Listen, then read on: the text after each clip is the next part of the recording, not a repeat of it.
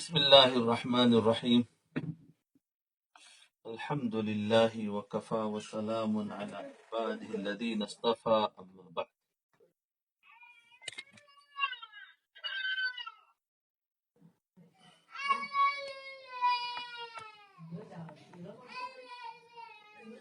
دیکھو، بات چل رہی تھی علماء کرام کے بارے میں۔ یہاں ایک شبہ کا جواب ذہن میں رکھ لیں۔ فرمایا فقیہ کی ضرورت کیوں پڑی؟ اس کی 3 وجہ تھی۔ ایک تو ہے کہ علم دین عربی ہے، حضور صلی اللہ علیہ وسلم کی امت تو عربی بھی ہے اور عجمی بھی ہے، اس لیے نمبر 1 دین عربی میں ہے، ایسا بندہ چاہیے جو عربی کو سمجھے اور عجمیوں کو سمجھائے۔ نمبر 2 ایسا بندہ چاہیے جو دین عربوں سے لے کر عجمیوں کو دے سکتا ہے۔ نمبر 3 ایسا بندہ چاہیے جو آیات اور احادیث کی تہ میں چھپے ہوئے مسئلے نکال کر امت کو دے سکے۔ یہاں ایک شبہ کا جواب ذہن میں رکھ لے تاکہ کوئی بندہ آپ کو پریشان نہ کر سکے، آپ کو کوئی بندہ پریشان کر نہ سکے۔ کوئی بندہ آپ کو کہہ سکتا ہے کہ امام بخاری رحمۃ اللہ علیہ کو تو 6 لاکھ احادیث یاد تھی، اور آپ کے مولانا صاحب کہتے ہیں کہ رسول اللہ صلی اللہ علیہ وسلم کی احادیث تو 11,000 سے زیادہ نہیں ہے، کیونکہ مسائل کروڑوں ہے اور احادیث 11,000 سے زیادہ نہیں ہے۔ تو کوئی سوال ہی کہہ سکتا ہے کہ امام بخاری کو تو 6 لاکھ احادیث یاد تھی، تو جب احادیث میں ہی 11,000 ہے تو امام بخاری رحمۃ اللہ علیہ 6 لاکھ کے حافظ کیسے ہو گئے؟ تو جواب اچھی طرح ذہن نشین فرما لے، جواب اچھی طرح ذہن نشین فرما لے۔ حدیث میں 2 چیزیں ہوتی، ایک ہوتا ہے سند اور ایک ہوتی ہے متن، ایک ہوتی ہے سند اور ایک ہوتی ہے متن۔ یہ سمجھو سند اور متن میں کیا فرق ہے۔ مثال سے بات سمجھ، صحیح بخاری میں ایک روایت ہے، جی حدثني احمد بن اشکاب حدثنا محمد بن فضیل عن عمارة بن القعقاع عن ابي هريرة عن ابي هريرة رضي عن ابي زرعة عن ابي هريرة رضي الله عنه قال قال النبي صلی اللہ علیہ وسلم۔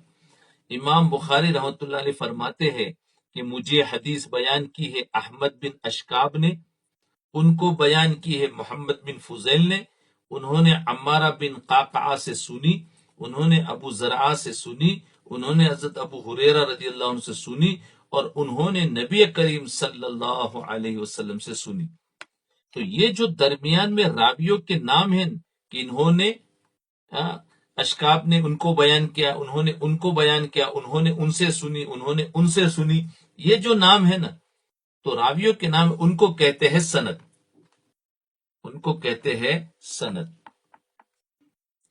اور اس کے بعد صحابی فرماتے ہیں قال النبی صلی اللہ علیہ وسلم کلمتان حبیبتان الی الرحمن خفیفتان علی اللسان ثقیلتان فی المیزان سبحان اللہ بحمدہ سبحان اللہ العظیم۔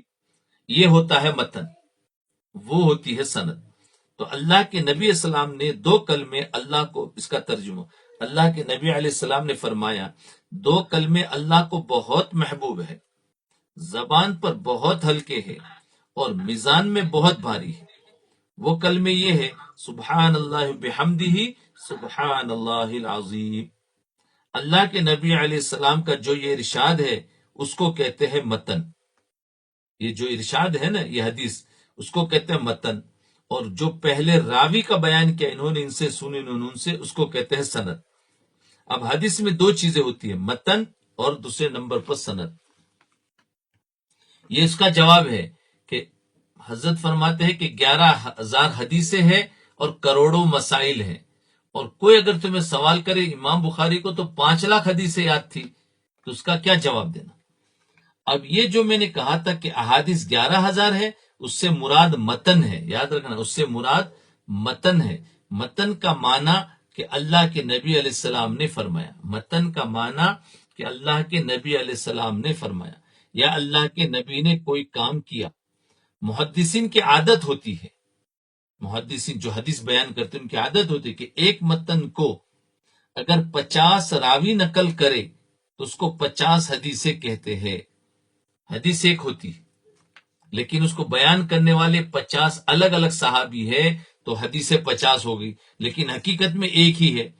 حقیقت میں حدیث ایک ہے، سند 50 ہے. حدیث مبارکہ میں رسول اللہ صلی اللہ علیہ وسلم کے بارے میں مروی ہے توضع ومسح علی الخفین، توضع ومسح علی الخفین، کہ آپ علیہ السلام نے وضو کیا اور موزوں پر مسح کیا. یہ حدیث ایک ہے، اور نقل کتنے حضرات نے کیا؟ امام حسن بصری رحمۃ اللہ علیہ فرماتے ہیں حدثنی 70 من اصحاب رسول اللہ صلی اللہ علیہ وسلم انہ کان یمسح علی الخفین. امام حسن بصری رحمۃ اللہ علیہ فرماتے ہیں کہ مجھے 70 صحابہ کرام رضی اللہ عنہم نے بتایا کہ اللہ کے نبی علیہ السلام موضوع پر مسح فرمایا کرتے تھے. تو حدیث ایک ہے، موضوع پر مسح کرتے تھے اللہ کے نبی، لیکن فرماتے اس کو روایت بیان کرنے والے 70، تو 70 حدیثیں ہوگی 70. جی، تو راویوں کی وجہ سے فرق پڑتا ہے. ہاں، تو اب میں نے جو بات کی آپ کو، مثال کے طور پر میں نے جو بات کی آپ کو، میری بات کو لے کر 100 آدمیوں نے دوسروں کو بتا دی، تو اب بات میری ایک ہے، بیان کرنے والے 100 ہے، وہ کہیں گے کہ مجھے مولانا کی 100 باتیں ملی، تو 100 نہیں ملی، 100 بیان کرنے والے ملے، بات تو ایک ہی تھی، تو 100. تو اسی طریقے سے حدیث ایک ہوتی ہے، اس کو روایت کرنے والے کئی صحابہ ہوتے ہیں، تو اس لیے وہ احادیث زیادہ گنی جاتی ہے. اس حدیث نے بھی بیان کی، انہوں نے بیان کی، انہوں نے بیان کی، تو اس اعتبار سے حدیثیں بڑھ. تو ابھی ایک حدیث بتا رہے ہیں کہ توضع و مسح علی الخفین، آپ نے وضو کیا اور موزوں پر مسح کیا، تو فرمایا 70 صحابہ نے اس کو نقل کیا. جب 70 صحابہ رضی اللہ عنہم نے بتایا تو محدثین فرمائیں گے کہ موضوع پر مسح کرنے کی 70 احادیث ہے. تو محدثین تو یہی کہیں گے کہ موضع پر مسح کرنے کی 70 احادیث ہے، حالانکہ حدیث ایک ہے. اب بتاؤ حدیث تھی کتنی؟ ایک، اور بنی کتنی؟ 70. تو یہ جو کہتے ہیں کہ 6 لاکھ احادیث یاد ہے، تو یہ 6 لاکھ سندوں کے اعتبار سے ہے، سند کے اعتبار سے ہے، اور اگر متن کو دیکھے تو 11,000 سے زیادہ نہیں بنے گی. اب بات پوری ذہن میں آ گئی؟ جی ہاں. اب جو ساتھی مسائل یا درس نہیں سنتے، جو ساتھی مسائل یا درس نہیں سنتے، تو ان کو یہ الجھنیں تو پیدا ہوگی کہ اگر میں نے کسی ایک درس میں کہہ دیا کہ احادیث کی تعداد 11,000 ہے، تو اس نے باہر جا کر کہنا ہے کہ مولانا صاحب جھوٹ بول رہے ہیں. امام بخاری رحمۃ اللہ علیہ کو تو 6 لاکھ حدیثیں یاد تھی اور مولانا صاحب کو 11,000 کہہ رہے ہیں. اب اس بیچارے نے سارا درس سنا ہی نہیں، اسے کیا پتا کہ سچ کیا ہے اور جھوٹ کیا ہے. تو لوگ پوری بات نہیں سنتے، آدھی بات سنتے ہیں اور پھر الزامات لگا دیتے ہیں. تو جب پوری بات سنتے ہیں تو سارے خدشات، سارے مسائل ختم ہوتا ہے، سوالات ختم ہو جاتے ہیں. اس لیے بات پوری سنا کرو. جی، آدھی آدھی بات نہ سنے اور بات دھیان سے سنا کرو. اس بات کے درمیان میں کوئی دوسرا کام نہ کیا کرو. ہاں کہ بھائی چلو بیان چل رہا ہے، چلو ہم دوسرا کام بھی کرتے، کانوں میں آواز آ رہی ہے، تو کبھی کبھی دھیان ہٹ جاتا ہے. اب دیکھو، خیر میں عرض کر رہا تھا کہ فقیہ کی ذمہ داری ہے، کیا ہے؟ احادیث سے مسئلہ نکالنا. فقیہ کی ذمہ داری ہے کہ احادیث سے مسئلہ نکالنا اور امت کو دینا. اس کی مثال ایسے سمجھے کہ قیامت تک آنے والے انسانوں کو جتنے مسئلے چاہیے تھے وہ سارے مسئلے اللہ تعالیٰ نے احادیث کے نیچے رکھ دیے. اوپر کیوں نہیں رکھے؟ اگر اللہ تعالیٰ کروڑوں مسئلے حضور صلی اللہ علیہ وسلم کے ذریعے امت کو دے دیتے تو ان کو لکھتا کون، ان کو چھاپتا کون، ان کو خریدتا کون؟ یہ بڑا مشکل کام تھا. تو اللہ تعالیٰ نے قیامت تک آنے والے مسئلے احادیث کے نیچے رکھ دیے. جب مسئلہ پیش آئے تو نکال کر امت کو دے دینے کے لیے فقہا دے دیے ہیں. مفتیان کرام دے دیے ہیں۔ اس کی مثال بالکل ایسے ہے جیسے قیامت تک آنے والے انسانوں کو جتنا پانی چاہیے تھا اللہ تعالیٰ نے وہ زمین کے نیچے رکھ دیا ہے۔ اگر وہ سارا پانی اللہ تعالیٰ زمین کے اوپر رکھ دیتے تو سیلاب میں سارے لوگ ڈوب جاتے اور امت ڈوب جاتی۔ قیامت تک آنے والے انسانوں کو جتنے پانی کی ضرورت تھی وہ زمین کے نیچے رکھ دیا، اور جب پانی کی ضرورت ہو تو نکالنے کے لیے انجینئر دے دیے۔ یہ اللہ کا احسان اور کرم ہے۔ جی اب دیکھو، زمین میں پانی پہلے سے ہے، انجینئر نے کوئی نیا کام نہیں کیا، بلکہ جو پانی زمین کی تہ میں تھا اسے نکال کر امت کو دے دیا۔ جتنا پیٹرول قیامت تک آنے والے گاڑیوں کو چاہیے تھا خدا نے وہ سارا زمین کے اندر رکھ دیا ہے، اوپر رکھ دیتے تو آگ لگ جاتی۔ اب جتنا پیٹرول چاہیے تو اسے نکالنے کے لیے امت کو انجینئر دے دیے۔ بالکل اسی طرح جتنے مسائل قیامت تک کے انسانوں کو چاہیے تھے وہ احادیث کے نیچے رکھ دیے ہیں، اور جب ضرورت پیش آ جائے تو نکال کر دینے کے لیے امت کو فقہا عطا کر دیے ہیں۔ اب اس سے ایک بات اچھی طرح سمجھ لو، جس امام کے ہم مقلد ہے، ہم کون ہیں؟ مقلد، ہم تقلید کرنے والے ہیں، غیر مقلد نہیں۔ ہم کس کی تقلید کرتے ہیں؟ جی، جس کا نام ہے نعمان بن ثابت، اور ابو حنیفہ ان کی کنیت ہے۔ بڑے امام 4 گزرے ہیں، ایک تو امام نعمان بن ثابت ابو حنیفہ، دوسرا مالک بن انس، تیسرا محمد بن ادریس الشافعی، اور چوتھا احمد بن محمد بن حنبل رحمت اللہ علیہ۔ ہم اس کو امام احمد بن حنبل کہتے ہیں، امام شافعی، امام مالک کہتے ہیں، امام حنیفہ۔ ہم نے تقلید کی ہے ابو حنیفہ نعمان بن ثابت کی۔ اگر کوئی بندہ آپ سے پوچھے کہ آپ نے ان کی تقلید کیوں کی ہے، اگر کوئی آپ سے پوچھے، جیسے کسی کو آپ کون سے امام کو مانتے، تو کہتے بھائی امام کی ضرورت کیا، ہم تو احادیث کو مانتے اور وہاں سے چلتے۔ تو آپ اس کو پوچھو کہ ہم نے تقلید ابو حنیفہ کی ہے۔ اگر کوئی بندہ آپ سے پوچھے کہ آپ نے ان کی تقلید کیوں کی ہے، اس کی ضرورت کیا تھی، ہم کہتے اس کی کئی وجہ ہے۔ تو یاد رکھیں، ہم نے کیوں ان کی تقلید کی، اس کی کئی وجوہات ہیں۔ اس سے گھبرانا نہیں چاہیے۔ بہت سے لوگ کہتے ہیں تو ہم فوراً گھبرا جاتے ہیں، ہمارے پاس جواب نہیں ہوتا جی۔ تو ہم ان سے کہے، کیا کہے؟ دین عربی ہے اور جانا اجمیوں کے پاس ہے، تو بہتر ہے کہ امام ایسا ہو جو عربی اور اجمی دونوں کو سمجھتا ہو۔ امام مالک عربی ہے، اجمی نہیں ہے۔ امام شافعی عربی ہے، اجمی نہیں جانتے۔ امام احمد بن حنبل عربی ہے، اجمی نہیں جانتے۔ اور امام ابو حنیفہ ایسے ہے جو فارسی نسل ہے، جو عربی بھی جانتے ہیں اور اجمی بھی جانتے ہیں۔ تو امام ایسا ہونا چاہیے جو اجمی اور عربی دونوں جانتا ہو، تاکہ دین اجمیوں کو دے، اور وہ چاروں میں تنہا امام ابو حنیفہ ہے۔ تو یہ وجہ ہے۔ کیا وجہ؟ نمبر 1 کہ دین عربی ہے، اور دین عربی کو بھی چاہیے، اجمیوں کو بھی چاہیے۔ تو اجمیوں کو دین کون سکھائے؟ ایسا امام چاہیے جو عربی بھی جانتا ہو، اجمی بھی جانتا ہو، تو وہاں سے دین لے اور اجمیوں کو پہنچائے۔ اور وہ امام حنیفہ اکیلے ہے، باقی امام شافعی عربی ہے، مالکی عربی ہے، سب عربی۔ رسول اللہ صلی اللہ علیہ وسلم نمبر 2 عرب اور عجم کے نبی ہے، لیکن آپ کے سفر عجم کے نہیں بلکہ سارے سفر عرب کے ہیں۔ اب ہمیں ایسا امام چاہیے جو عرب سے دین لے اور عجم کو دین دے، اور وہ تنہا امام ابو حنیفہ ہے۔ آپ کہیں گے وہ کیسے؟ میں کہتا ہوں اس لیے کہ امام شافعی رحمۃ اللہ علیہ مصر کے ہیں اور عربی ہے، امام مالک رحمۃ اللہ علیہ مدینہ منورہ کے ہیں اور عربی ہے، امام احمد بن حنبل عراق کے ہیں اور عربی ہے، امام ابو حنیفہ رحمۃ اللہ علیہ کوفہ کے ہیں اور کوفہ سنگم ہے، ادھر عجم ہے ادھر عرب ہے، درمیان میں کوفہ ہے۔ تو خدا نے ہمارا امام ایسی جگہ پہ پیدا فرمایا جو عرب سے لیتا ہے اور عجم کو دیتا ہے،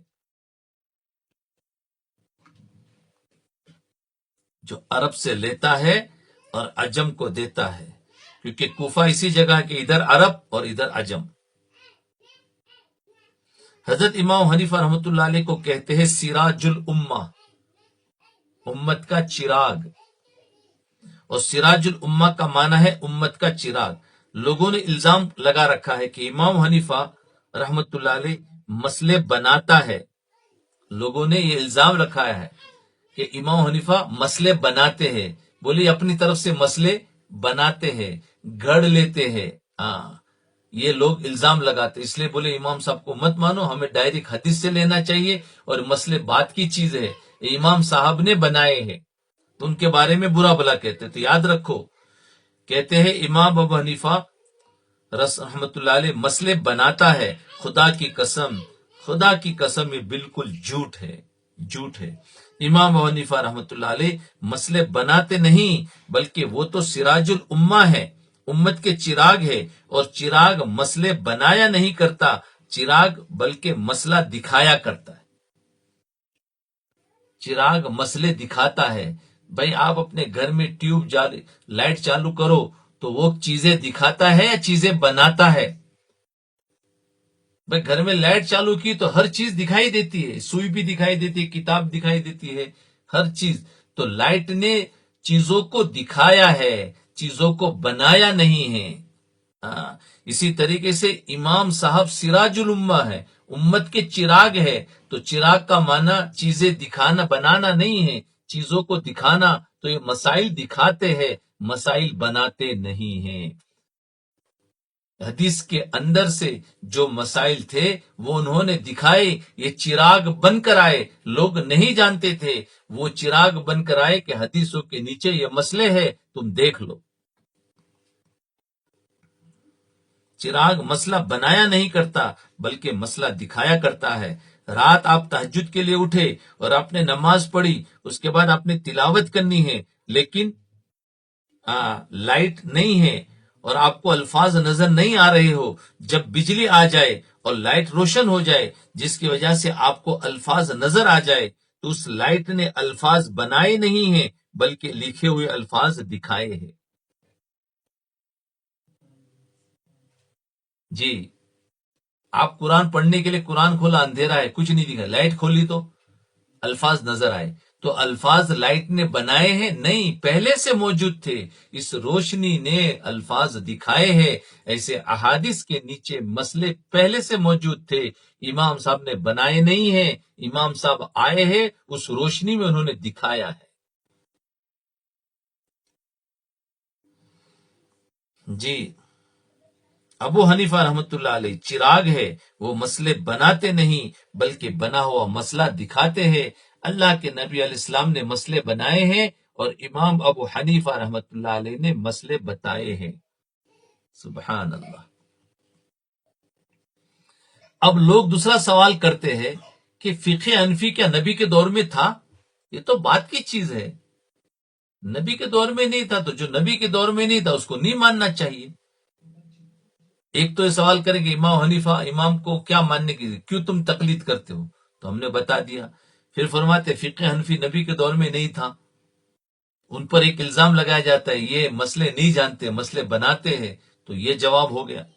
اب ایک بات آپ ذہن نشین فرما لیں، مسئلے بنانے والے اللہ کے نبی صلی اللہ علیہ وسلم ہیں، اور دکھانے والے کون ہیں؟ امام ابو حنیفہ رحمت اللہ علیہ۔ تو ہمارے فقہ کا نام کیا ہے؟ فقہ حنفی ہے، ہمارے فقہ کا نام فقہ حنفی ہے۔ اب اگر کوئی بندہ یہ کہہ دے کہ یار فقہ حنفی اللہ کے نبی کے دور میں تو نہیں تھی، تو آپ اس بندے کو کہہ سکتے ہیں آپ جھوٹ بولتے ہیں، فقہ حنفی اللہ کے نبی صلی اللہ علیہ وسلم کے دور میں تھی۔ اگر وہ کہے کہ اللہ کے نبی کے دور میں نہیں تھی تو آپ اس کو کہو کہ تم جھوٹ بولتے ہو، فقہ حنفی اللہ کے نبی کے دور میں تھی۔ اب وہ حیران ہوگا کہ بولے کدھر تھی، ذرا سنو، اس کو تو پہلے جھوٹا کہو اور پھر اسے کہو کہ فقہ حنفی اللہ کے نبی کے دور میں تھی۔ وہ آپ سے پوچھے گا بھائی امام ابو حنیفہ رحمت اللہ علیہ بھی اللہ کے نبی کے دور میں تھے؟ تو آپ کہیں گے نہیں، تو وہ کہے گا جب امام ابو حنیفہ اللہ کے نبی کے دور میں نہیں تھے تو فقہ حنفی کیسے تھی؟ تو فقہ حنفی کیسے تھی؟ آپ اس بندے سے پوچھے بتاؤ یہ بخاری کی حدیثیں اللہ کے نبی کے دور میں تھی؟ تو وہ کہے گا تھی. تو آپ کہو جب امام بخاری اللہ کے نبی کے دور میں نہیں تھے تو یہ بخاری شریف کیسے تھی؟ دیکھو اسی پر جواب دو. تو بخاری شریف کیسے تھی؟ وہ کہے گا حدیث اللہ کے نبی کے دور میں تھی لیکن لکھ کر امام بخاری نے دی ہے. تو آپ بھی کہنا کہ مسئلے بھی حدیثوں کے تہ میں اللہ کے نبی کے دور میں تھے لیکن نکال کر امام ابو حنیفہ رحمت اللہ علیہ نے دیے ہیں. سبحان اللہ. جی کیا سوال ہے؟ دنیا میں حنفی زیادہ ہے. امام حنیفہ کے ماننے والے دنیا میں سب سے زیادہ، دوسرے نمبر پر شافعی ہے اور تیسرے نمبر پر مالکی اور حنبلی ہے، ورنہ سب سے زیادہ امام حنیفہ کے ماننے والے. تو یاد رکھے کوئی آپ سے پوچھے کہ یہ فقہ حنفی نبی کے دور میں تھی تو آپ کہیں گے ہاں تھی. تو کہا امام حنیفہ تو نبی کے دور میں نہیں تھے، کہا ٹھیک نہیں تھے. تو ان سے یہ کہو کیا بخاری کیا یہ بخاری نبی کے دور میں تھی؟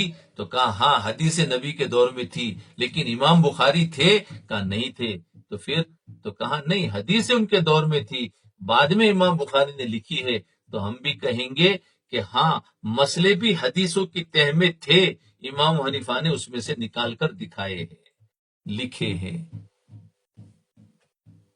اس کی مثال سمجھے کہ آپ جہاں بیٹھے ہیں تو وہ جگہ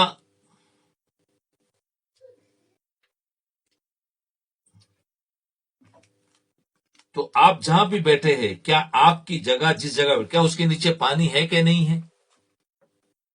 جی آپ کہیں گے کہ اس زمین کے نیچے پانی ہے، لیکن پانی نکلتا کب ہے؟ جب انسان کو ضرورت پڑتی ہے. وہاں بلڈنگ بنے گی تو فوراً وہاں سے پانی نکلا. کیا بلڈنگ بنی تو پانی آیا یا بلڈنگ بننے سے پہلے پانی تھا؟ کہ پانی پہلے سے تھا، جب بلڈنگ بنی ہے تو پانی نکالا ہے.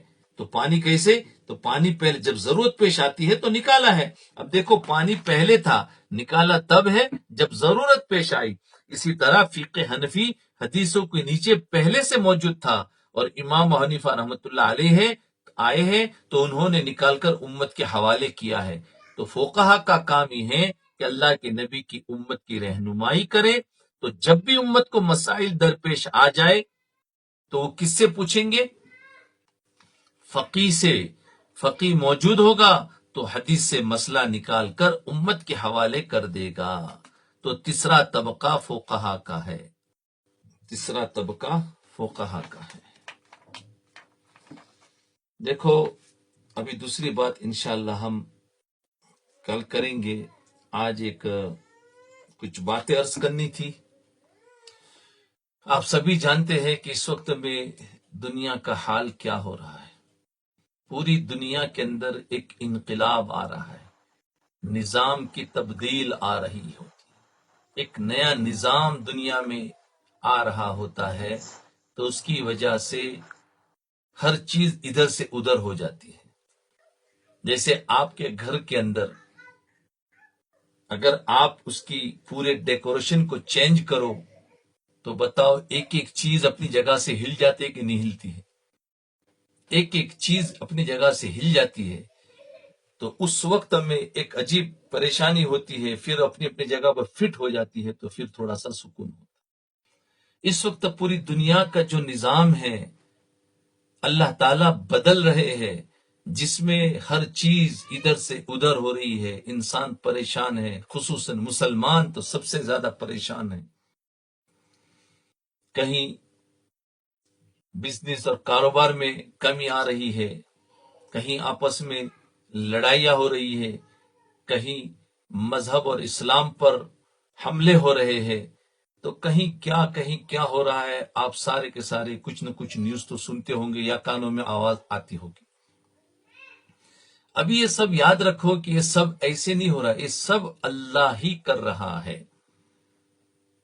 اس لیے کہ یہ سارا نظام اللہ تعالیٰ نے پہلے سے لکھ دیا ہے اور قرآن اور حدیثوں میں اس کی خبر ہے، اس میں سب کچھ آ گیا ہے.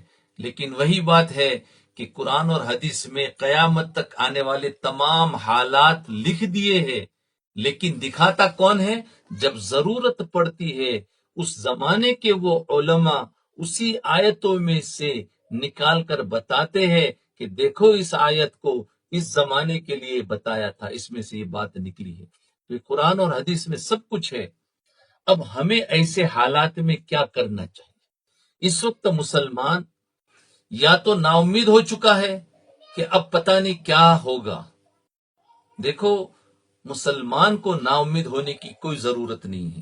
کیوں؟ نا امید تو کب ہونا ہے جب کہ حالات ان کی طرف سے ہو، کہ دشمن جب ایسا کرے تو پریشانی ہو، لیکن جب اللہ ہی کی طرف سے پورا انقلاب آ رہا ہے تو پھر اب ہمیں پریشانی کی کیا ضرورت ہے؟ ہمیں تو جس کی طرف سے آ رہا ہے اس کی طرف پلٹنا چاہیے، اس اللہ کی طرف متوجہ ہونا چاہیے، اس رب کو منانا چاہیے۔ اور یہ جو انقلاب آیا ہے اور یہ جو حالات آتے کو ابھی آئے ایسا نہیں ہے، یہ پوری تاریخ اور ہسٹری کے اندر یہ حالات آتے رہے ہیں، یہ کوئی نیا ہے ایسا نہیں ہے، آتے رہے ہیں۔ وہ تو جیسے جیسے دور اور دنیا بڑی ہوتی ہے تو حالات بھی بڑے ہوتے ہیں، تو کوئی نئی چیز نہیں ہے، اس سے پہلے بھی آئے۔ لیکن کیا کیا ہے؟ اللہ کی طرف متوجہ ہونا، کہ ہمارا تو ایک ہی علاج۔ دیکھو صحابہ کے زمانے میں بھی حالات آئے، کون سے؟ فرمایا بارش ہوتی تھی، تیز آندھی آ جاتی تھی، ہاں تو فوراً ہم مسجدوں کی طرف جاتے تھے۔ سورج گرہن ہوتا تھا، ہم مسجدوں کی طرف جاتے تھے۔ کیا؟ کہ بھائی جو حالات اللہ کی طرف سے آئے ہیں اسی کی طرف متوجہ ہو کر اسی سے منوا لیا جائے۔ تو یہ ملتا ہے۔ تو اس وقت میں یہی تو حالات ہو رہے کہ پورے نظام، پوری دنیا کا نظام تبدیل ہو رہا ہے، تو اس کے اندر حالات آ رہے ہیں، تو ہمیں وہی کام کرنا چاہیے۔ آج ہمیں وہ حدیث تو یاد ہے کہ آندھی آ جائے، تیز بارش آ جائے اور چاند گرہن، سورج گرہن ہو جائے تو مسجد میں جانا چاہیے، لیکن یہ حالات آ جائے تو مسجد سے دور ہونا چاہیے۔ تو اس حالات میں تو مسجد سے اور زیادہ قریب ہونا چاہیے۔ تو اس کے لیے ہمارے جو حضرات ہیں جن کا اللہ سے تعلق ہے، اب ان کی طرف سے بات آ رہی ہے کہ بھائی سب سے پہلا تو ہمیں ڈرنے کی کوئی ضرورت نہیں ہے۔ اللہ تعالیٰ کا ایک نظام ہے جو لاتے ہیں، اللہ کی طرف ہمیں متوجہ ہونا چاہیے۔ دوسری بات، ہمیں اپنے اندر تبدیلی لانا چاہیے، ہمارے اندر جذبات میں کنٹرول ہو، ہماری فکروں میں کنٹرول ہو، اور ہمارے اندر ایک تبدیلی ہو کہ آج تک ہماری فکر پھر دنیا دنیا دنیا تھی، تو دیکھو اب اللہ کی طرف متوجہ ہو جائے، کچھ اعمال پر لگ جائے، کچھ اپنی فکروں کو بدلے، اور آپس میں جو دشمنیاں ہیں اس کو جوڑ سے تبدیل کر دے۔ آج مسلمان چاہے جس فکر کا بھی ہو، اس کی فکر کوئی بھی ہو، چاہے وہ سلفی ہو، چاہے وہ بریلوی ہو، چاہے وہ دیوبندی ہو، چاہے تبلیغی ہو، ہر ایک کو انسانیت کے ناطے اسلام کے کلمے کی وجہ سے ایک ہونا چاہیے، آپس میں محبتیں ہو، اور اپنے اپنے مذہب جس کا جو ہے وہ اپنا عمل کرے، وہ اور بات ہے۔ کیوں کہ غیروں نے ہمیں توڑ دیا ہے فرقے بنا کر، تاکہ ان کی اجتماعیت ختم ہو جائے گی تو پھر اللہ کی مدد بھی نہیں آئے گی، کیونکہ اللہ کی مدد عبادت پر نہیں آتی ہے، یاد رکھنا۔ اللہ کی مدد عبادت پر نہیں، اللہ کی مدد تو اجتماعیت پر آتی ہے۔ جب چند صحابہ 313 پورے کے پورے ایک ہو گئے ہیں تو پورا کفر طاقت لے کر آیا ہے، اللہ کی مدد آئی، 5000 فرشتے اتارے اور سب کو شکست دی ہے۔ آج بھی اللہ کی مدد اتر سکتی ہے، لیکن کچھ جمع ہو جائے تو کام ہو سکتا جی۔ تو اس لیے اب ہم آپس میں ایک دوسرے کو دلوں کو صاف کر کے رہے، کسی کو کسی کے بارے میں برا بلا نہ کہے، اور جس پر بھی مصیبت پریشانی آئے تو ہم اس کی مدد کریں، چاہے باتوں کے ذریعے سے، چاہے اس کے مال کے ذریعے سے۔ اس میں یہ نہ دیکھا جائے کہ ہندو ہے، مسلم ہے، کرسچن ہے، کالا ہے یا گورا ہے، ہمیں ایک دوسرے کی، ایک تو ہمیں اس اخلاق کے طور پر بننا ہے۔ اور دوسری چیز جو ہے کچھ وظائف بتائے جاتے ہیں، ان وظائف کو پابندی کے ساتھ کرے ایسے حالات میں، تاکہ ہم امت میں جو پریشانیاں ہیں ہم ان کی کچھ مدد تو نہیں کر سکتے، لیکن ذکر و اذکار کے ذریعے سے ہم ان کی مدد کر سکتے ہیں۔ کل اللہ تعالیٰ کو ہم کہہ سکتے کہ ہم نے دل سے یہ اذکار کیے تھے تاکہ اللہ راضی ہو جائے اور اس پر اللہ کی مدد آ جائے، امن و امان ہو جائے، تو اس میں ہمارا بھی حصہ ہو جائے۔ تو اس کے لیے وہ اذکار ہر ایک اپنے ساتھ میں قلم اور کاغذ لے کر بیٹھ جائے، اگر نہیں ہے تو وہ لے لے اور اس کو لکھ لے جو بتایا جا رہا ہے، اور لکھ کر پھر اتنی تعداد اس سے زیادہ جتنی ہو سکے اپنا پورا فرصت کا وقت ان اذکار میں لگا دے، اور یہ نیت کرے کہ اللہ یہ حال خالی ہندوستان پر نہیں ہے، یا خالی ملک شام اور سیریا پر اور فلسطین پر نہیں ہے، بلکہ پوری دنیا کے یوں سمجھو ہے۔ ہم سب کا یہ نیت کر کے کریں گے تو اللہ تعالیٰ اس کی برکت سے ہو سکتا ہے اللہ راضی ہو جائے۔ ہاں، اللہ کو منانے کی ضرورت ہے، تو ساری دنیا کے مسلمانوں کو یہ پیغام ہے، اس میں خصوصاً علماء ہو، دیندار ہو، وہ تو زیادہ اچھی طریقے سے کر سکتے ہیں، اور ہر ایک اپنے عوام کو بھی بتائے اور اپنے گھروں میں باقاعدہ ذکر کو شروع کر دے، اور امت اس میں بچے بھی ہو، بڑے بھی ہو، اور اس کی گنتی ہو جائے کہ کتنا پڑھا گیا۔ تو سب کاغذ اور قلم لے لیا سب نے؟ جی، تب اس میں دیکھو ہم اللہ رب العالمین کے بندے ہیں، یاد رکھو، اور ہمیں بندگی کا طریقہ سیکھنا چاہیے۔ بندے تو ہے لیکن بندگی کا طریقہ نہیں سیکھا ہے۔ اس لیے فرمایا سب سے پہلے تو ہمیں توبہ کرنا چاہیے، تائبون، پھر آتا ہے عابدون۔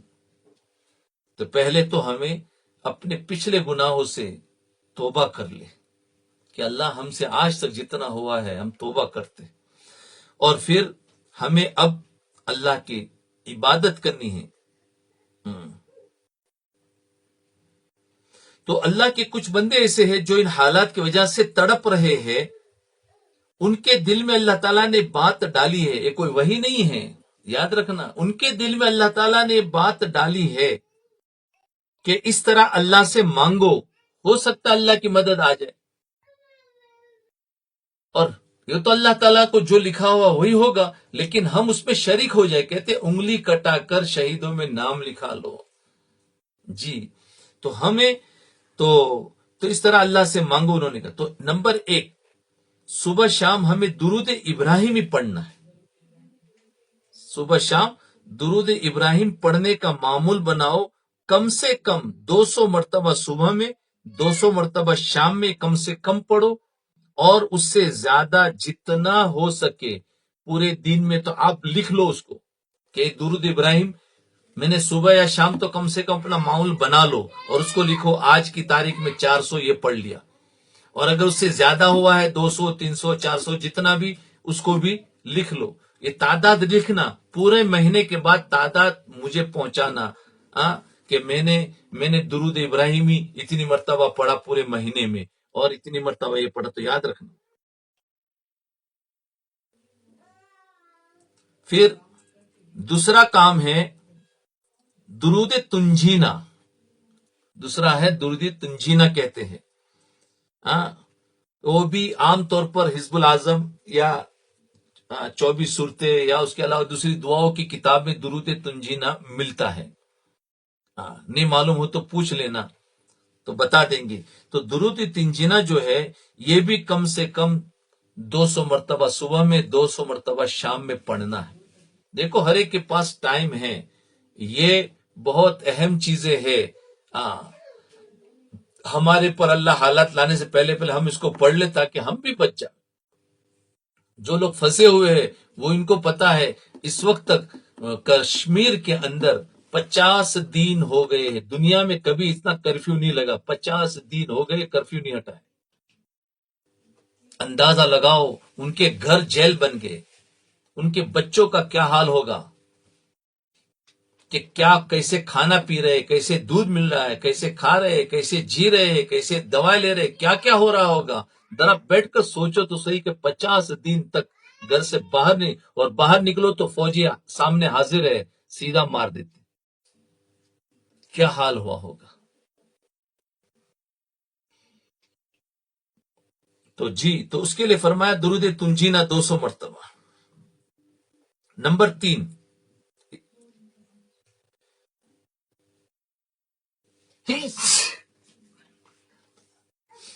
لا الہ الا اللہ، لا الہ الا اللہ، لا الہ الا اللہ. اتنا، یہ بھی کم سے کم 200 مرتبہ. اس سے زیادہ بھی جتنا چاہے کر سکتے ہو، لیکن تعداد سب کی لکھنا ہے دھیان کے ساتھ میں. اور یہی توجہ کہ یہ پوری دنیا کے حالات کے لیے ہم پڑھ رہے ہیں. نہیں تو ہم نے کر لی ابھی، بس آپ خالی شروع کر دو. تو لا الہ الا اللہ، لا الہ الا اللہ. نمبر 4، بسم اللہ الرحمن الرحیم، بسم اللہ الرحمن الرحیم، بسم اللہ الرحمن الرحیم، بسم اللہ الرحمن الرحیم. یہ بھی 200 مرتبہ صبح اور شام کم سے کم. اور اگر ہو سکے تو 1000 مرتبہ پڑھ لو. لیکن اس کا کیا ہے کہ 1000 مرتبہ جب بسم اللہ الرحمن الرحیم پڑھ لو تو 2 رکعت نفل پڑھے. بس 2 رکعت پڑھنا ہے. 1000 ہو جائے 2 رکعت پڑھ لینا، 1000 ہو جائے 2 رکعت پڑھ لینا. جی، تو 100 مرتبہ یہ 200 مرتبہ پڑھے. جب 1000 ہو جائے تو 2 رکعت پڑھ لینا. اتنا پڑھنا شروع کر دے، اور ہر مہینہ اس کی تعداد بھی بتا دے. اور ایک اور ہے نمبر 4، یہ تو وظیفے تھے، اب کچھ دعائیں ہیں. ایک ہے قرآن کی آیت، قلنا یا نار کونی بردا وسلاما علی ابراہیم، قلنا یا نار کونی بردا وسلاما علی ابراہیم. یہ بھی 200 مرتبہ صبح اور شام. 200 نہ ہو سکے تو 100 مرتبہ بھی پڑھ لے. اگر کسی سے وہ نہیں ہوتا ہے تو 50 مرتبہ بھی پڑھ لے، لیکن اس کے اندر حصہ لے لے. نہیں، چاروں 4 کرنے ہیں، چاروں 4 کرنے. ہاں، 4 اگر 200 مرتبہ نہیں ہوتے تو 100 مرتبہ بھی کر لو، لیکن چاروں 4 کرنے. اور اپنے دوسرے وظائف جو پڑھتے ہیں اس میں کمی کر لو، لیکن اس کو پورا کرو. جی، تو اور یہ 4 نہیں، اور بھی دوسرے ہیں. قلنا یا نارو کونی بردا وسلاما علی ابراہیم، اس کو بھی صبح شام 200 مرتبہ پڑھنا ہے. جی، اور یہ دعاؤں میں ایک یہ ہے. اور یہ نمبر 5 ہو گئے. نمبر 6، حسبی اللہ لا الہ الا ہو علیہ توکلت وہو رب العرش العظیم. حسبی اللہ لا الہ الا ہو علیہ توکلت وہو رب العرش العظیم. حسبی اللہ لا الہ الا ہو علیہ توکلت وہو رب العرش العظیم. یہ بھی 200 مرتبہ صبح شام یہ دعا ہے. اور ایک ہے یا حیو یا قیوم برحمتک نستغیث، یا حیو یا قیوم برحمتک نستغیث. چھٹی چیز یہ ہے، اور اس کو بھی 200 مرتبہ. اور ایک 7ویں چیز ہے یا قہار، یا قہار، یہ اللہ کا نام ہے. بس یا قہارو، یا قہارو، یا قہارو، یا قہارو، یا قہارو. بس اس کو پڑھتے جاؤ، رٹ لگا دو، بچوں کو بھی سکھا دو، بولے یا قہارو پڑھتے جاؤ. اور تعداد لکھ لو کتنی مرتبہ پڑھا. یہ اللہ کا نام ہے. اللہ اس نام کی برکت سے کچھ اپنا راضی ہو جائے. اس کے نام کو جب پکارے تو اللہ تعالیٰ ہو سکتا ہے کچھ تبدیلی لے آئے. تو جی، یا قہارو یہ بھی جتنی مرتبہ ہو سکے، 1000 مرتبہ. صرف نام ہے، یہ آسانی سے پڑھ سکتے ہیں. اللہ کا نام زیادہ سے زیادہ پکاریں گے تو اللہ کی طرف سے زبردست حالات کو اللہ تعالیٰ بدل دیں گے. ایک چیز اور ہے دوسری، اللہم انا نجعلک فی نحورہم ونعوذ بک من شرورہم. اللہم انا نجعلک فی نحورہم ونعوذ بک من شرورہم، تو اس کو بھی پڑھے. جی دوسرا کام یہ تو میں نے بتا دی، یہ سارے کے سارے جو وظیفے تھے، کچھ دعائیں ہیں، اتنا پڑھنا ہے. اور باقی تو بتایا کہ اپنے اندر کی تبدیلی ہے کہ اپنے معاملات کو درست کرنا ہے، سمجھے. اور خاص کر کے ہمارے اندر اجتماعیت کو پیدا کرنا ہے، اور ہر انسانیت کے ساتھ انصاف اور بھلائی سے ہمیں اس سے پیش آنا ہے. جی اور حضرت یوسف علیہ السلام کے قصے میں بہت ساری نصیحتیں ہیں. دیکھو حضرت یوسف علیہ السلام پر کتنا ظلم ہوا تھا. حضرت یوسف علیہ السلام پر کتنا ظلم ہوا تھا کہ ان کو کنویں میں ڈالا گیا، بازاروں میں بیچا گیا، جیل میں ڈالا گیا. تو کیسی کیسی ظالم حکومتیں دنیا میں آتی ہے اور وہ اللہ کو ماننے والوں کو پر ظلم کرتے ہیں، لیکن بعد میں اللہ تعالی حالات کو ایسے پلٹتے ہیں کہ وہ حکومت خود کہتی ہے کہ اب تم حکومت سنبھالو، ہم سے نہیں سنبھالا جاتا.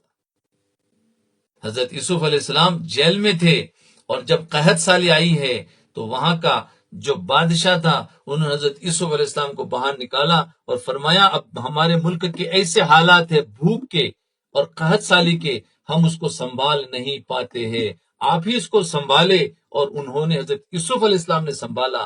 کیا مطلب کہ جو ہم پر ظلم کر رہے ہیں اب ان کی وجہ سے ہم ان پر وہ نہ ہو جائے، بلکہ جب ہماری کوئی خدمت کی باری آئے تو ہم ضرور مدد کریں گے.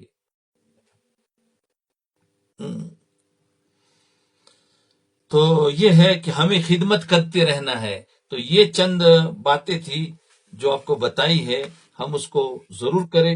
انشاءاللہ کل اگر موقع ملا تو ہماری تعلیم تھوڑی کر کے یہ سارے وظیفے جو ہے ہم کم سے کم 100 مرتبہ تو ہم پڑھ لیں گے اتنے وقت میں، اگر ہمارا پورا ہو جائے، تاکہ 2-4 دن ہم پڑھیں گے تو آپ کی بھی عادت بن جائے گی. دیکھو بہت آسان ہے جب شروع کریں گے، اور یوں سمجھنا کہ یہ مصیبت میرے پر آئی ہے اس لیے مجھے پڑھنا ہی پڑھنا ہے. اگر ہم پر مصیبت آئے تو ہم کتنے وظائف ڈھونڈتے ہیں. تو آج یہ نہ سوچے اللہ نے فرصت دی ہے، ہم اپنے دوسرے کاموں کو آگے پیچھے کر کے اور اپنے وقت کو بجائے موبائل اور واٹس ایپ پر اور نیٹ پر ڈالنے کے، ہم اپنے آپ کو ان وظائف پر لگا دیں اور سب کچھ بھول جائے. تو کریں گے. امید ہے یہ ساری باتیں آپ نے لکھ لی ہوں گی. آئندہ کل پھر انشاءاللہ میں آپ کو لکھواؤں گا اور آپ اس پر انشاءاللہ عمل کریں گے. لا الہ الا اللہ. ہاتھ اٹھا لے، دعا کر لے. اللہم صلی علی سیدنا محمد وعلی آل سیدنا محمد وبارک وسلم. اے اللہ ہم آپ کے عاجز مسکین بندے ہیں، نہایت ہی گندے ہیں. اے اللہ ہمارے دلوں کی گندگی کو دور فرما. اے اللہ ہمارے دلوں کی سختی کو دور فرما. اے اللہ ہمارے دلوں کی ظلمت کو دور فرما.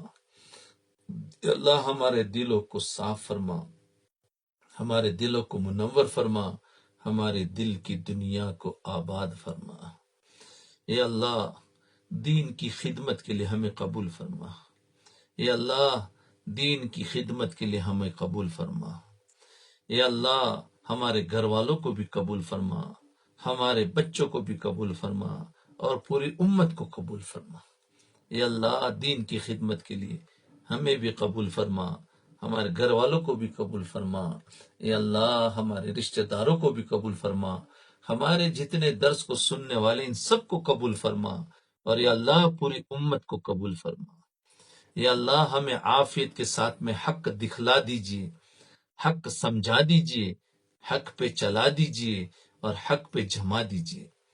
اے اللہ ہمیں عافیت کے ساتھ میں حق دکھلا دیجیے، حق سمجھا دیجیے، حق پہ چلا دیجیے، حق پہ جما دیجیے، اور حق کے پھیلانے اور اس کی حفاظت کے لیے ہمیں قبول فرما لیجیے. اہل حق کی تائید کی توفیق نصیب فرمائیے. یا اللہ ہمیں اہل حق کی تائید کی توفیق نصیب فرمائیے.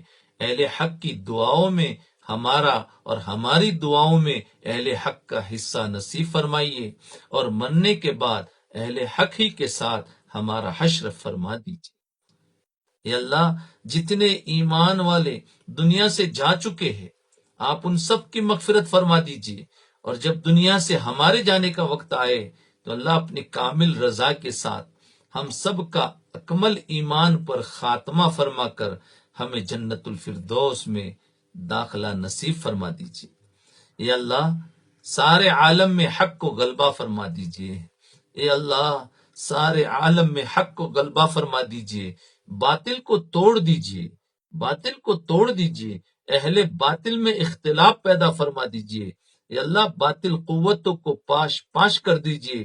یا اللہ، وہ اہل باطل جن کے مقدر میں ہدایت نہیں ہے، آپ ان سب کو آپس میں ٹکرا کر ختم کرنے کے فیصلے فرما دیجیے۔ یا اللہ، باطل کو آپس میں ٹکرانے کے فیصلے فرما دیجیے۔ یا اللہ، ہدایت کو عام فرما دیجیے۔ یا اللہ، ہدایت کو عام فرما دیجیے، اسباب ہدایت کو عام فرما دیجیے، اور سارے عالم میں ہدایت کے پھیلنے کا ہمیں ذریعہ بنا دیجیے۔ یا اللہ، دین کو اپنانے اور دین کو زندہ کرنے کے لیے جتنی جماعت اس وقت دنیا میں چل پھر رہی ہے اور آئندہ چلے گی پھرے گی، یا اللہ، آپ ان سب کے چلنے پھرنے کو قبول فرما لیجئے۔ جتنے چھوٹے بڑے اجتماعات ہو رہے ہیں، ان سب کو قبول فرما لیجئے۔ انفرادی، اجتماعی، عمومی، خصوصی تمام ملاقاتوں کو قبول فرما لیجئے۔ یا اللہ، ایسی تمام ملاقاتوں کو ہدایت کے عام ہونے کا، گمراہی کے ختم ہونے کا ذریعہ بنا دیجئے۔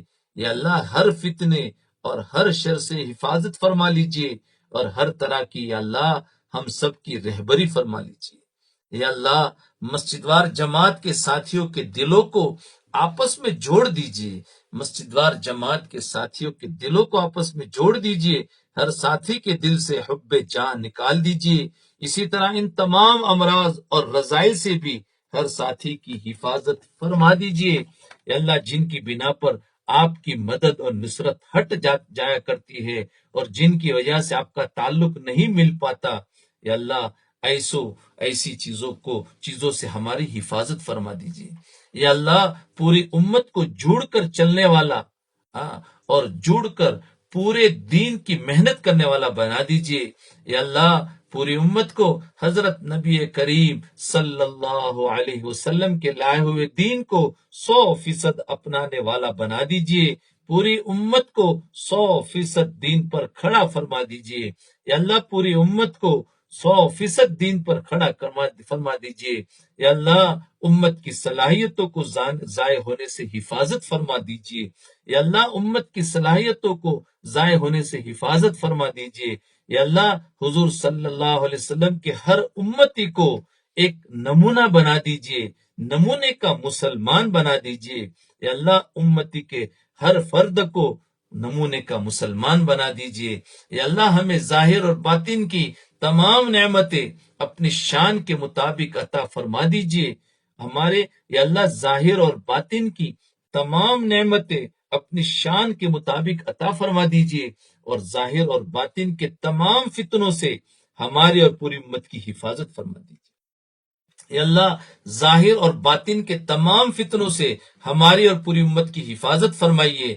یا اللہ، ظاہر اور باطن کے تمام فتنوں سے ہماری اور پوری امت کی حفاظت فرمائیے۔ یا اللہ، ظاہر اور باطن کے تمام فتنوں سے ہماری اور پوری امت کی حفاظت فرمائیے۔ یا اللہ، جو مانگا وہ بھی عطا فرما دیجیے، جو مانگنے سے رہ گیا وہ بھی عطا فرما دیجیے۔ یا اللہ، مانگنا نہیں آتا، مانگنے کا ڈھنگ عطا فرما دیجیے۔ جن لوگوں نے دعا کے لیے کہا لکھا ہو، متوکل ان سب کی جائز حاجتوں کو پورا فرما۔